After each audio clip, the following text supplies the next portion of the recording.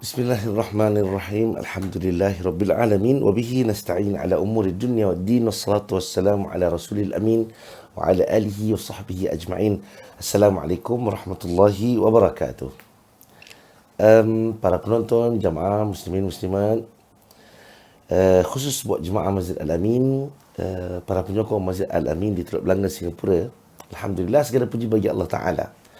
Hari ini adalah hari yang ke-8 untuk kita sama-sama berpuasa dan kita bakal menjalani ibadat tarawih pada malam ini dan menghidupkan malam ini pada yang ke-9 kalinya, insya-Allah. Syukur pada Allah. Mudah-mudahan kita terus mampu berjaya untuk menghadapi hari-hari mendatang bagi Ramadan dengan lebih tekun, bersemangat untuk melakukan ibadah dan mendekatkan diri kita kepada Allah, menagih keampunan Allah Subhanahu Wa Taala. InsyaAllah, amin. Saya yakin tuan-tuan dan puan-puan, kesinambungan daripada usaha Masjid Al-Amin untuk memenuhi dakwah dan juga menyediakan program untuk anda sekalian. Kini tiba giliran saya untuk berkongsi dengan tuan-tuan puan-puan sekalian pengisian ataupun konten isi pada juzuk yang ke-9 daripada Al-Quranul Karim, daripada kalamullah Subhanahu Wa Taala. Okey, ada beberapa yang saya boleh highlight di sini tuan-tuan dan puan-puan. Secara umumnya, surah ataupun juzuk ke-9 ini mempunyai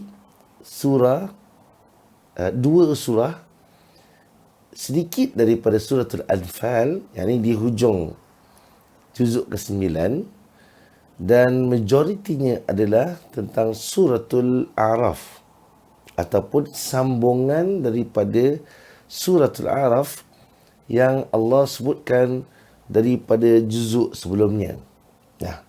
Jadi bermakna, tuan-tuan, kita pun maklum, satu juzuk Al-Quran mempunyai 20 muka surat atau sekitar 21 muka surat.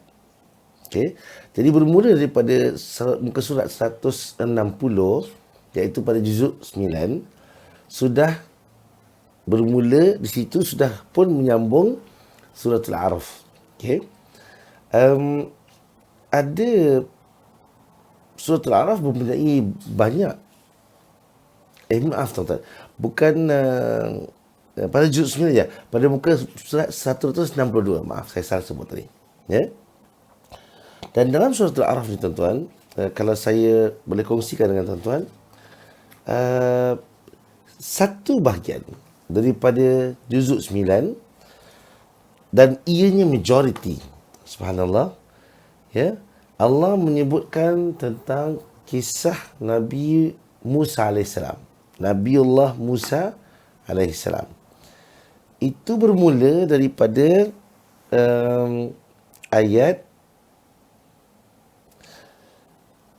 104. 104. Itu bermula daripada ayat situ, ya. Dan Allah menyebutkan, dan tuan-tuan pun maklum, cerita Nabi Musa ni cukup banyak dalam Al-Quran, dan Nabi yang paling banyak disebut di dalam Al-Quran. Nah, saya sebut daripada ayat 104 ini bermaksud cerita yang detail tentang Nabi Musa AS, dalam suratul A'raf, dalam juzuk ke-9. Nah, saya takkan kupas cerita Nabi Musa kerana Nabi Musa ini tuan-tuan punya peluang yang banyak untuk tonton, tahu, belajar daripada platform yang pelbagai. Nah, saya cuma sebutkan gambaran kasar. Saya akan pilih 2-3 spot ataupun ayat yang lebih sesuai untuk kita kongsi mengikut masa. Ya? Kemudian Allah Ta'ala lanjutkan sehingga kepada ayat seterusnya, yang dalam surah Al-A'raf diceritakan tentang Nabi Allah Musa AS seterusnya berlaku. Dan ini tuan-tuan boleh lihat ya. Saya pilih selepasnya, iaitu pada ayat 179. Di sini tuan-tuan ada sesuatu yang Allah sebutkan dalam ayat ni yang kita boleh ambil iktibar tentang walaqad zara'na li jahannam katsiran minal jinni wal ins, yang di mana Allah sebutkan, dan kami sesungguhnya kami jadikan untuk isi neraka daripada jin dan manusia. Muslimin muslimat sekalian, juzuk 9 ini memuatkan ayat ini, yakni ayat yang berbentuk sebagai peringatan daripada Allah Subhanahu Wa Taala bahawa isinya neraka adalah jin dan manusia. Na'udzubillah min dzalik. Semoga Allah ampunkan kita. Puncinya apa tuan-tuan? Apa penyebab mereka masuk ke dalam neraka? Nah, ini bukan tafsir. Ini sebagai kita nak lihat juzuk 9 ni apa pengisian dan iktibar yang kita boleh belajar, atau istilahnya yang kita boleh muatkan dalam satu bentuk rakaman ini. Nah, Allah kata lahum qulubun la yafqahuna biha wa lahum a'yunun la yubsiruna biha wa lahum adhanun la yasma'una biha. Ada tiga faktor utama sebagai sifat mereka menjadi penghuni neraka. Na'udzubillah. Allah bilang lahum qulubun la yafqahuna biha. Mereka punya hati la yafqahuna biha, namun hati-hati mereka tidak mahu memahami. Tuan-tuan, Nabi SAW sebut, ya, man yuridillahu bihi khairan yufaqihu fiddin. Barang sesiapa yang Allah inginkan baginya kebaikan, Allah sayang kat dia, Allah bagi kebaikan pada dia, yufaqihu fiddin, Allah jadikan dia orang yang memahami agama. Faham agama dengan kita tahu agama tak sama, tuan-tuan, ya. Saya bukan nak syarah di sini tahu itu tahu apa, tidak. Faham itu bererti orang yang berilmu, yang mempunyai kemampuan untuk mempelbagaikan agamanya. Bukan hanya memahami agama dari sudut hukum ahkamnya, bukan hanya memahami agama sebagai spiritualnya, dia mencakupi pelbagai. Nah, Allah bilang orang yang masuk neraka ni, orang yang punya hati tidak dia jadikan hatinya itu untuk memahami. La yafqahuna biha walahum a'yunun la yubsiruna biha. Ada punya mata tapi tidak mereka melihat dengan pandangan hakiki atau sebenarnya. Walahum adhanun la yasma'una biha. Punya telinga tapi tidak mendengar atau tidak menggunakannya untuk mendengar. Tuan-tuan, Allah turunkan Al-Quran. Ini sebagai contoh, ya. 3 faktor ni. Hati, kita punya hati, kita punya mata, kita punya telinga. Nah, 3 faktor ini, ciri ini penting untuk kita menjadi seorang mukmin yang baik, untuk memahami Al-Quran. Nah, Al-Quran bila diturunkan Allah Ta'ala adalah untuk kita membacanya. Nah, punya mata harus tuan-tuan, bilik Al-Quran, selak mencari jawapan. Nah, mushaf saya ada di bawah ini. Nah, untuk saya terangkan pada tuan-tuan, saya perlu baca, tengok, lihat, selak satu persatu, perlu di belakang berkaitan dengan yang sedang saya baca, dan kemudian berkaitan dengan yang apa akan saya baca. Punya mata tengok. Walahum adhanun la yasma'una biha. Punya telinga, jika datang peringatan, Al-Quran dibacakan kepada kita.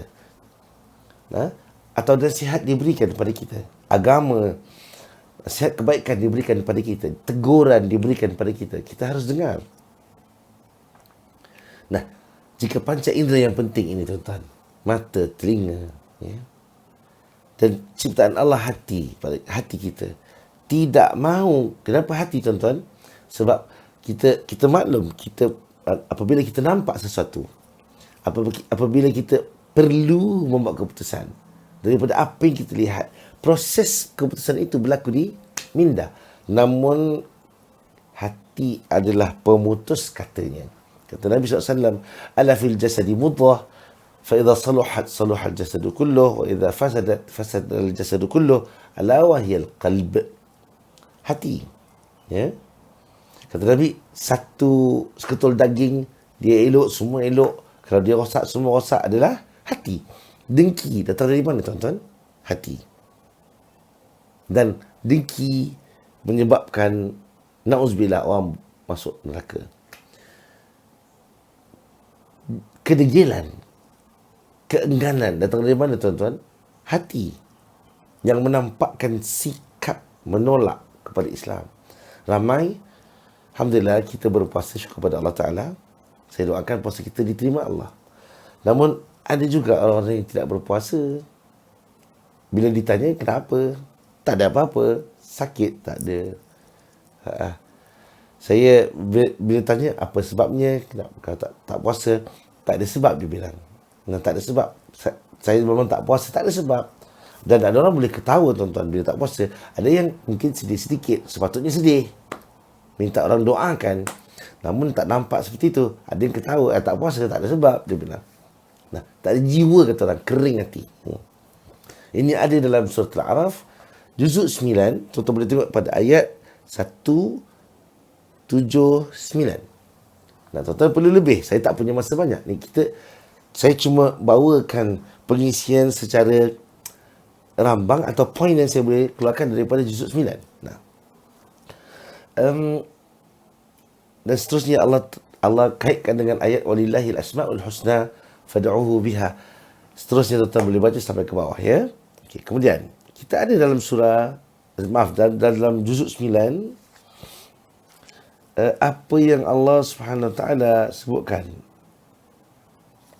Ini menarik perhatian saya, tuan-tuan, ya. Dalam surah Al-Anfal, ya, juzuk 9 juga, juzuk yang sama.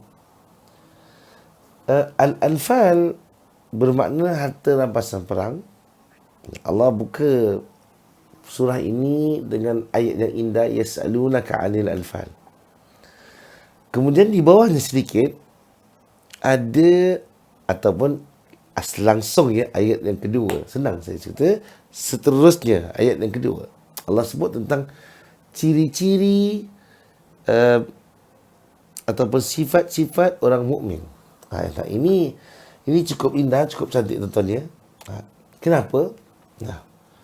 Dalam masalah rampasan harta peperangan ni, tuan-tuan maklum, ada kalinya Nabi SAW memberikan lebih, ya, pada orang yang baru peluk Islam. Ada kalanya tidak. Ini motivasi, tuan-tuan. Harta rampasan perang itu berkait rapat dengan mukminun mujahidun dan mukminun mujahidun yang baru peluk Islam atau yang mu'allaf. Itu kalau dalam portion harta rampasan perang itu ada diberikan, ya, itu bahagian mereka.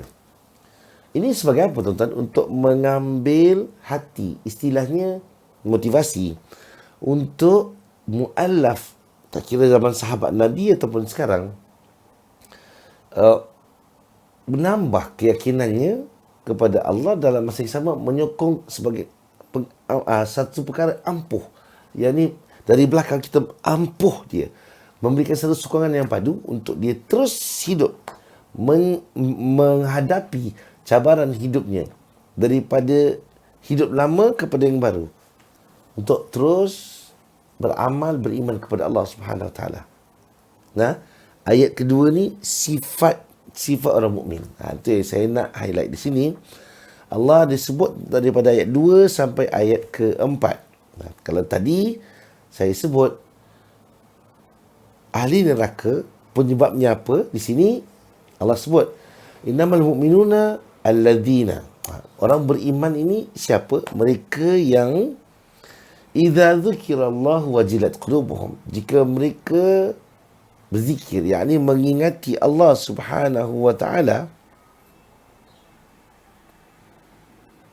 atau disebutkan nama Allah Subhanahu wa taala, zikirallah, disebutkan nama Allah ataupun disebutkan Allah, tentang Allah, wajilat qulubuhum. Allah sebut di sini, maka gementarlah hati mereka, tuan-tuan dan puan-puan. Gementarlah hati mereka. Ini perlukan satu pengamalan ataupun pemahaman kepada iman, pemahaman yang kuat, pemahaman yang bukan hanya kuat, perlu kepada pelbagai sifat sabar dan sebagainya, mengetahui, memahami, melebihi teks. Nah, harus gementar. Contoh saya lihat, saya contohkan di Masjid Nabawi, Masjid Haram. Ini contoh mudah saya sebutkan sebab hampir semua orang tahu Haramain. Nah, para imam, khatib yang membaca khutbah dan ayat Quran, banyak kali kita lihat mereka dalam pembacaan Qurannya menangis. Hatta imam-imam di serata dunia, Singapura baik atau di luar sana, masjid-masjid, ya, dalam mereka, hatta kita sembahyang tarawih, tuan-tuan jemaah, tahun sudah, nah ada yang menyebabkan hati-hati mereka gemetar. Hatta bukan imamnya aja, jemaah menangis dengan ayat Quran dan pelbagai lagi. Ini ciri orang beriman. Tangisan ini berlaku, tuan-tuan, atau kita sebut kegerunan ini berlaku, pasti ada sebabnya. Pasti ada tools untuk orang-orang ini sampai, atau orang beriman ini sampai kepada gementar itu. Nah, penghayatan agama itu perlu, tuan-tuan. Nah, mudah-mudahan kita boleh berusaha sampai ke situ. Para sahabat radhiyallahu anhum dahulu, apabila mereka membaca Al-Quranul Karim, mereka membaca sepotong ayat, gementarnya, nangisnya, khawatirnya, risaunya, memikirkan ayat tersebut daripada selepas isyak berlanjutan sehingga ke solat subuh ataupun sehingga masuk waktu subuh. Itu gementar maksimum, memikirkan kebesaran Allah atau kekuasaan Allah Subhanahu Wa Taala. Nah, saya tak expect kita sampai ke situ, namun perasaan gementar itu perlu pada orang beriman. Allah bilang,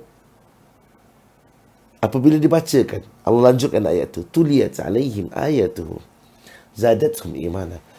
Dibacakan kepada mereka ayat-ayat Allah, yakni, tuan-tuan, kita melihat di sini Al-Quran salah satu daripada ayat Allah, ya, tanda-tanda kebesaran Allah, dan ini kalam Allah. Zadathum imana, bertambah iman mereka. Masya Allah, tabarakallah. Wa ala rabbihim yatawakkalun. So, 3 dah Allah sebut, gementar, kemudian Allah sebut bertambah iman, kemudian Allah Ta'ala sebut kepada Tuhan mereka, mereka bertawakal.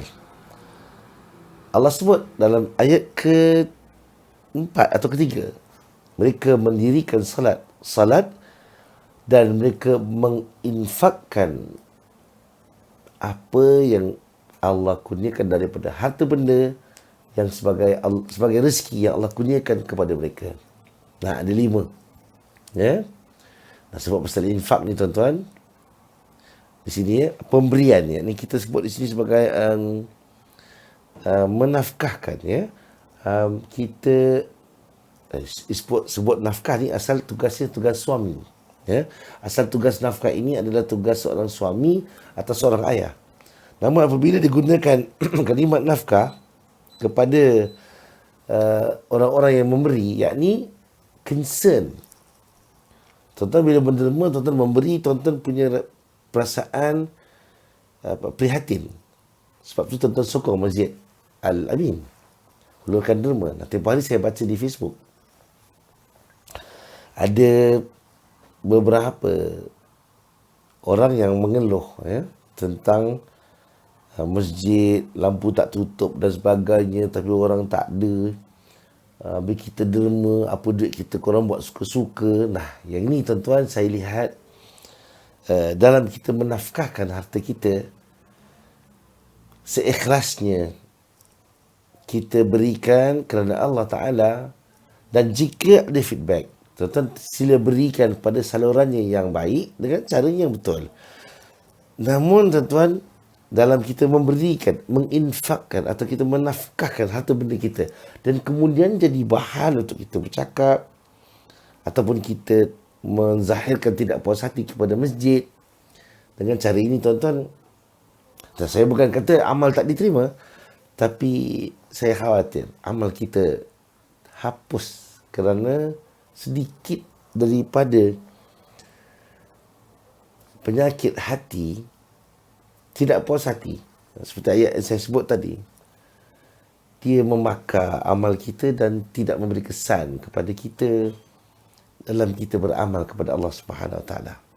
Nah, muslimin muslimat, di sini ayat yang kedua ataupun ayat yang atau pengisian secara detail yang kedua, bukan detail, lebih sedikit daripada juzuk 9.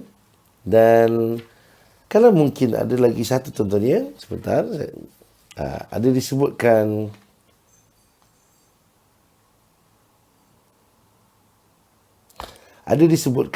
kemudian di belakang suratul Anfal.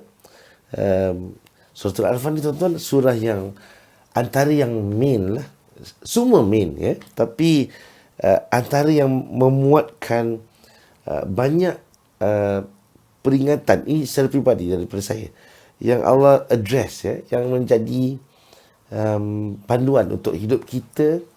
Ada beberapa surah yang seperti itu, yang ini dekat pada hati kita ya. Dan Allah ada sebut tentang al-istighathah.